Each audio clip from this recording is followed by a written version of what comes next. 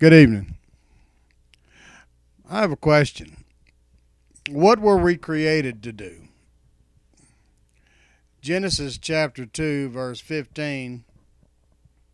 The Lord God took the man that he created and placed him in the Garden of Eden to work it and watch over it.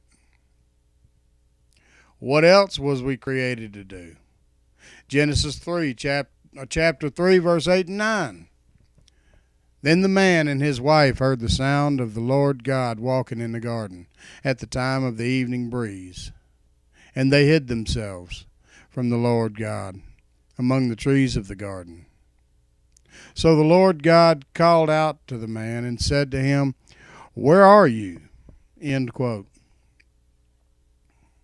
So, in essence, to do the work that God has set aside for us to do and to have a relationship with God are the two things that we were originally created to do. Isn't that awesome? After thousands and thousands of years, God still desires exactly the same thing from us that He created man to do in the first place.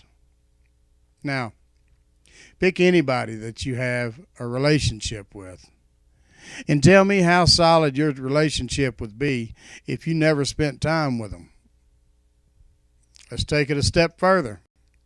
How good of a relationship would you have with that individual if you only spent an hour a week with them? It's no different than your relationship with God. If you do not spend time with God, you will not have a relationship with God. Don't you know that it's your relationship with God that empowers us and fuels our spirit? That's what keeps us alive. You claim to know God, but if you don't spend any time with Him, how can you know Him? One of my favorite movie stars is Vin Diesel. I've seen just about everything he's ever made. However, I can't hang out with him on the weekends. Just because I know of somebody doesn't mean that I know them. Just because I know of somebody or have knowledge of who they are or what they do doesn't mean that they know me. If you want to hear the words, "Well done, my good and faithful servant," Matthew 25:21. Spend time building a relationship with God. If not, friend, you're subject to hear the words, "Depart from me, I don't know you." That's Matthew 25:41.